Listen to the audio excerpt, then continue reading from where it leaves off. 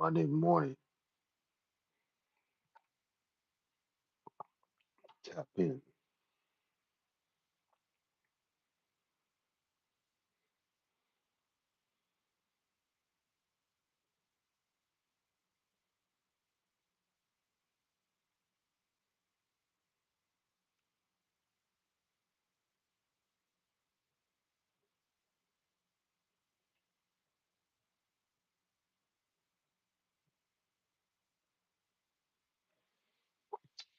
Yeah, man. That's what we on. Monday morning, tap in. Tap in, tap in. That's what we on. Still got my head.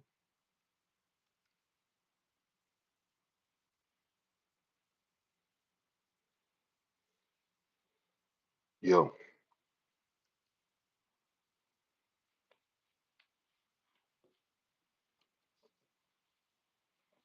Jay is in his hometown. Jerry is in the Bay.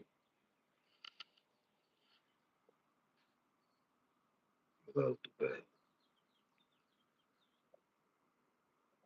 Somewhere in the Bay. Jay is in his hometown.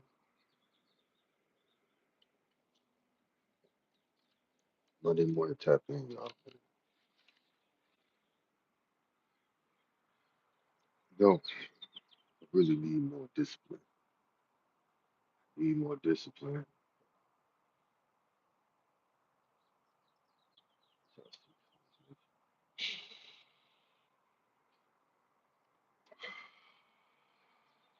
Yeah, I need more discipline. So I need more discipline in the area that I need. You know,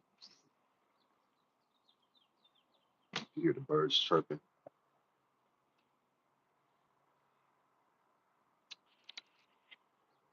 See this beautiful view. Monday morning, I decided not to go into the slave today. I had the slave called, actually, the slave called me, slave master. When I say the slave, talking about that 9 to 5 dead end job that I do to survive. But the slave master texts me and say, "Hey, are you on your way?" And I'm like, "You are really out of the loop. Did you not see that I submitted a time off request, a paid time off request last week? I submitted a paid time off request last week, a week in advance. And the boss, the slave master, is calling me this morning, texting me, asking me, am I on my way to work?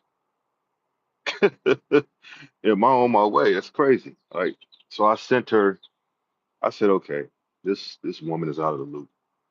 So what I did, I said, I thought about it for a few minutes before I responded to the text. And I said, you know what? I'm gonna do this.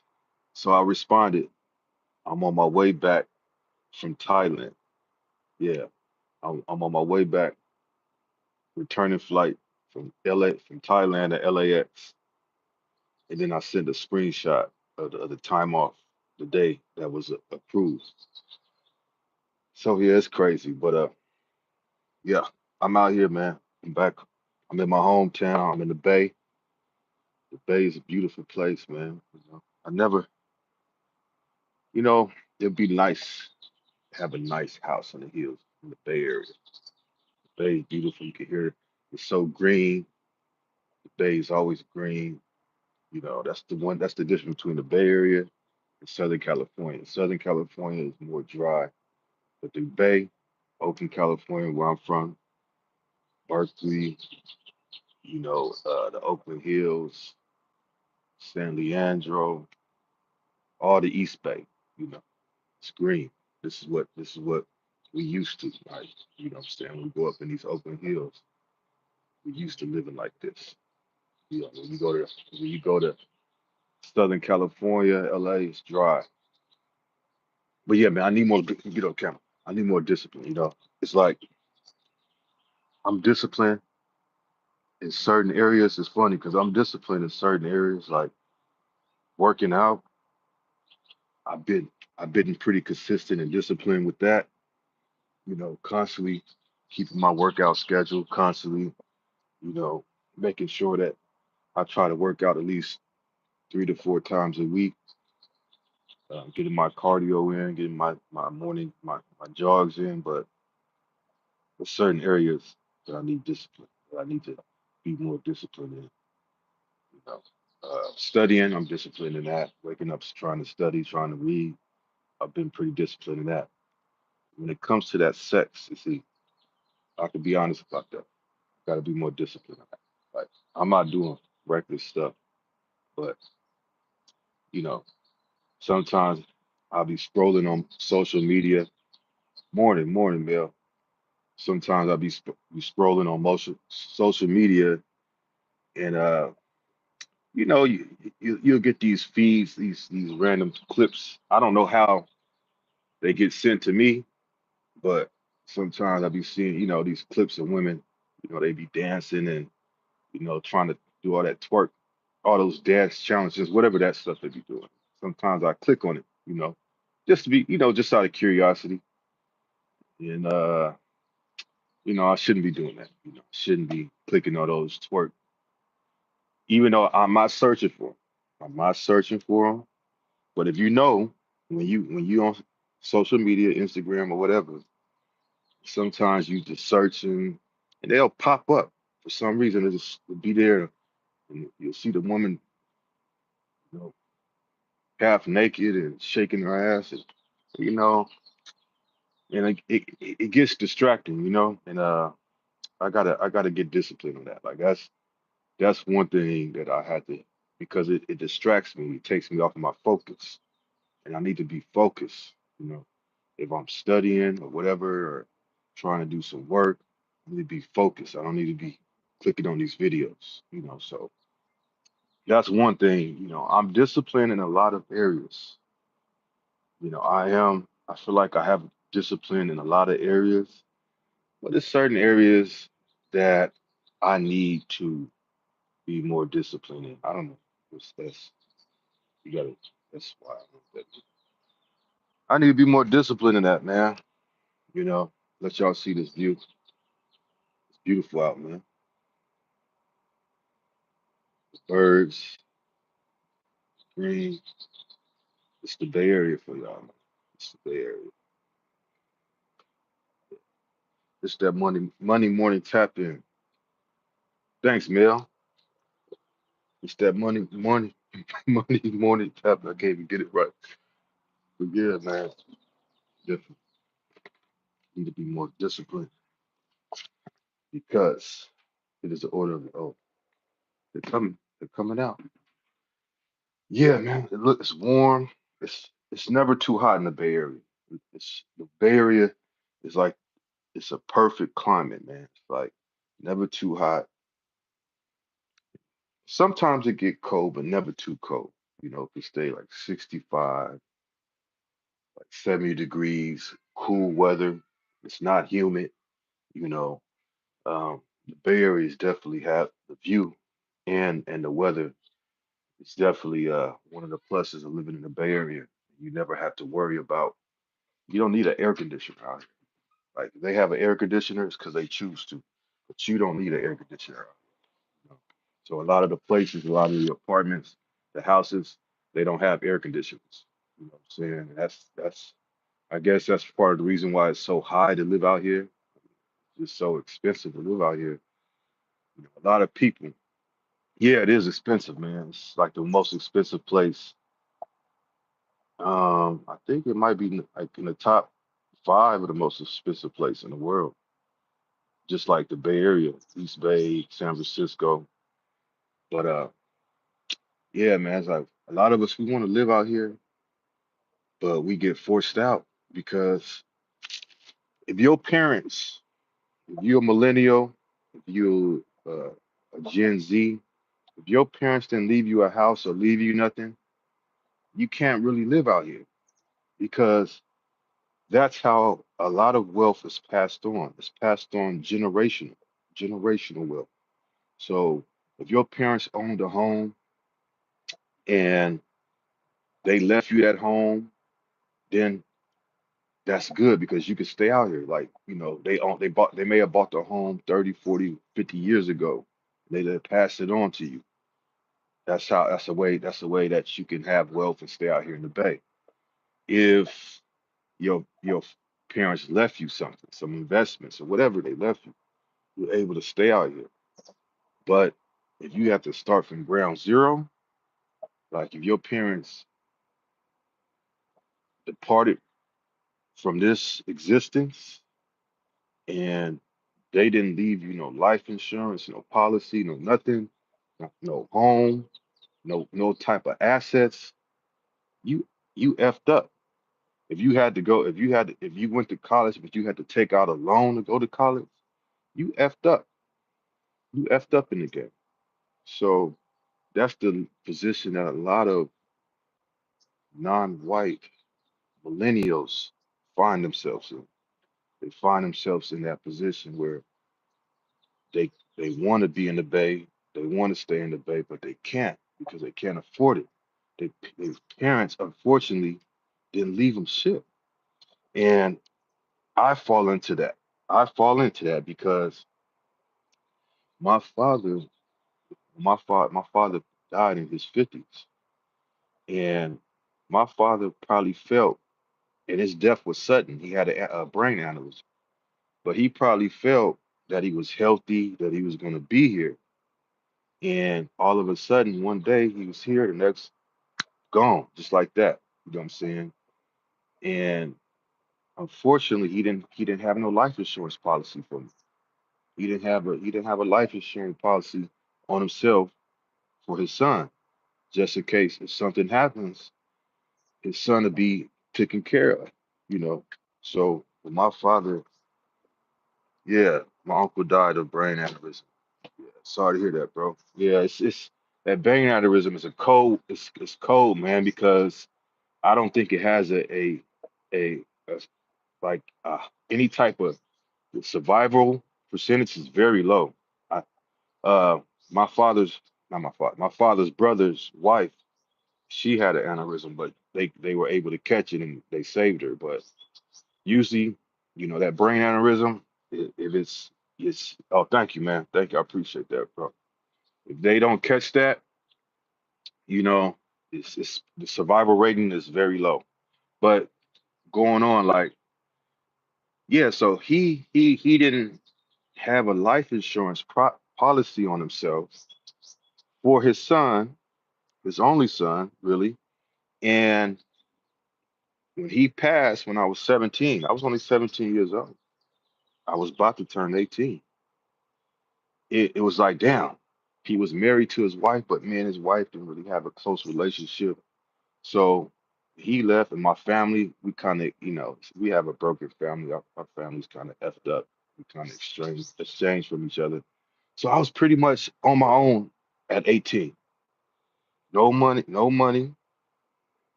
My father, they my stepmom gave me his car. She gave me his car, his Ford Explorer, and she gave me like $1,200 to put in a bank account.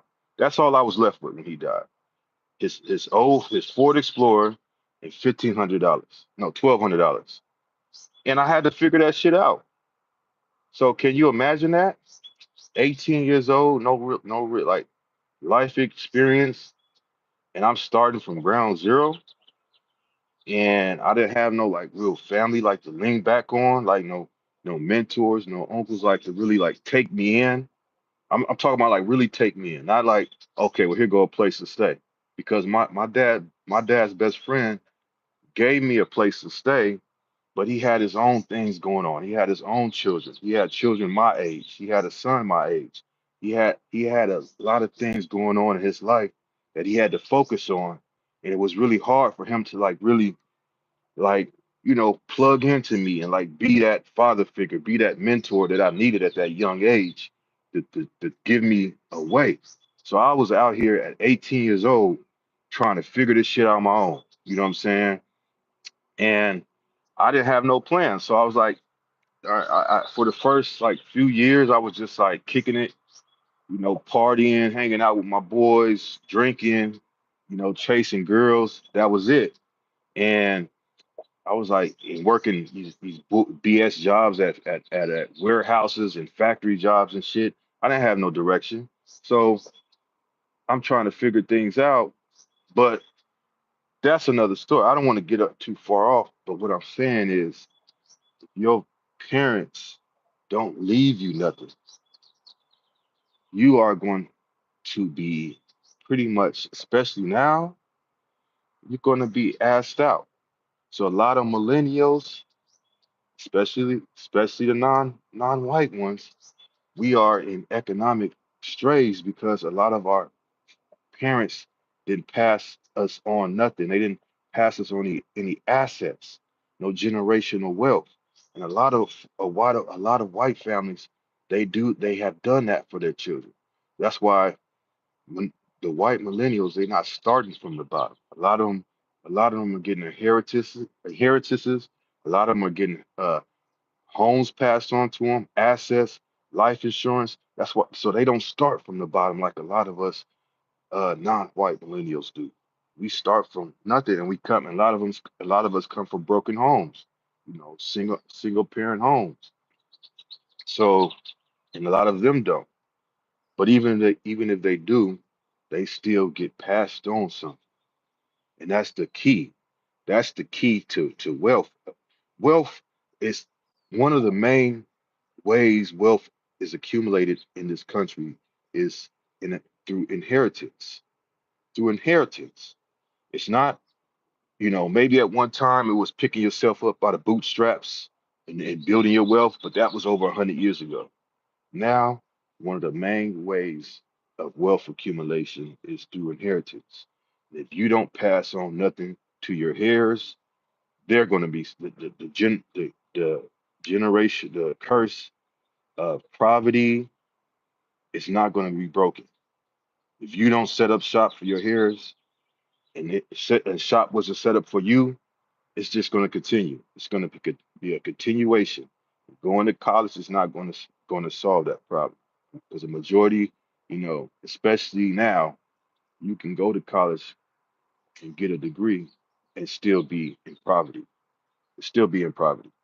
So that's, yeah. I mean, it's pretty much it is what it is. We can we can ask for, we got this thing talk about reparations. We can ask for reparations because that's, I guess, that is like a way to kind of close that wealth gap, because outside of that, it's not going to be. I mean, we could say, oh, well, start businesses. How do you start businesses if you ain't got capital? You know, I like to read the stories of all these billionaires, right? And one one thing that's common amongst these white billionaires is they got that initial investment either from their family, or majority of the time it's from their family. You look at all the, just do it yourself. Look at all the billionaires. Elon Musk, his father had money. His father helped him and his brother Kimball, invested in him, gave him money, and that's how they was able to build what they built, and that's how he was able to become the world's richest man now. Uh, Bill Gates, Steve Jobs, all these ones, Mark Zuckerberg, uh, all these guys, when you look at how they first started, their money, how, because it takes money to create a business. You can't just build. There's not too many businesses that you can build without that initial investment. But all of them were able to have an initial investment from their family, and that's one thing that we don't get. We, especially because our family were working class, and they didn't have that money to pass on to us, or they didn't think that especially the baby boomers, which was a real selfish generation. I did a video about that. You can check it out. But they basically pass on and leave us with nothing, with debt, with no nothing. And then they tell us, okay, now create something for this. So a lot of us say, okay, we've been told, okay, college is the way, so we'll go to college. And this is the difference between us and other groups of so-called minorities. The other groups of minorities, they're gonna tell their children what to go to college. I've talked to many Asian people. I've talked to many uh, different groups in the Asian community, whether it's Indians, whether it's Chinese, Korean, East Indians. They pretty much it's the same story. If they don't major in something STEM related, that their parents say, hey, you're gonna go to school, you're gonna be a doctor. If you don't do that, I'm gonna disown your ass. If you decide to pursue another path, I'm gonna disown your ass. So a lot of them were given a direction on what they should go to college for. And I'm going to speak particularly for the black community. We are just told just go to college. We're not given no direction. Just go to school. That's it. Because a lot of them are existing, especially if you have parents that are baby boomers, right? Younger baby boomers. A lot of them are still existing in that period of time where, yes, they had to deal with systematic racism, but a lot of things were more in their favor, right? Because now they didn't have all this competition. So for them, they can go to college. They were able to go to college and get a random degree and then have a good job. Even the ones that worked in the warehouses are blue collar work. They were able to work at a company for 30, 40, 50 years and then retire with a pension and that watch. Those days are over. Those days are long gone, and they still giving us that same old dated information, telling us just go to college. That's it. That's all you need to do. Not what you need to go to college for, not what you need to major in, but just go to college. And once you get that paper, all your problems will be solved. And that's the information I was given. My uncle, who was college educated, after my father's brother, after he passed, we was walking one day. We were having a conversation. And he's like, yeah, you gotta go to college, nephew. You gotta go to college and get a degree. And that'll solve your problems. Right? He didn't tell me where to go to college. So I'm listening to my uncle, you know. I said, all right, if that's what it takes to live like you, because he has a nice house in the Oakland Hills, you know, he has property. He has, yeah, see, you know what I'm talking about, Mel. He has properties, right?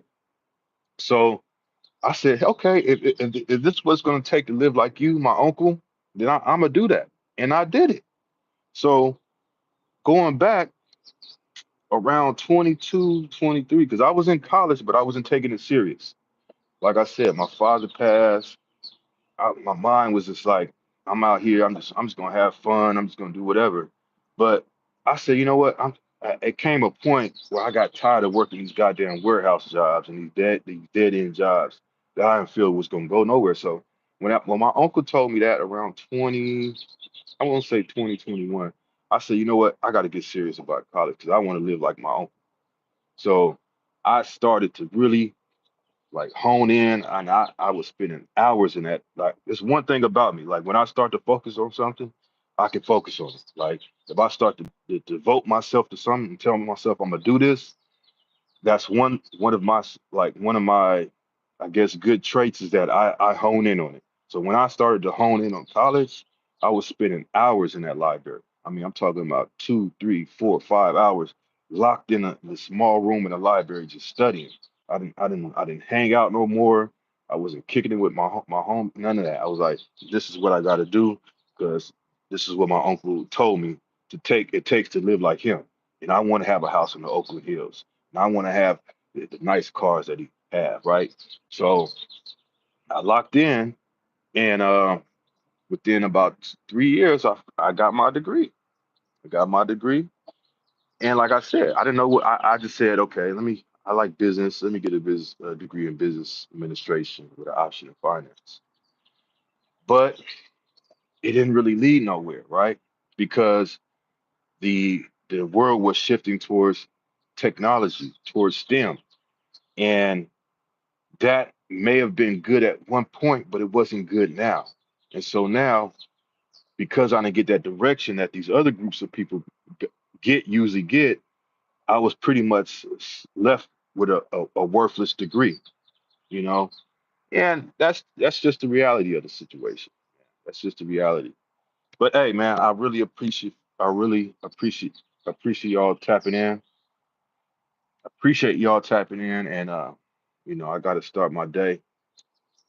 I got to get up, get the fam ready, but man, enjoy this view a little bit. Peace to you, Mel. Thank you for tapping in, brother. Thank you for tapping in, and y'all have a good one. I'm out.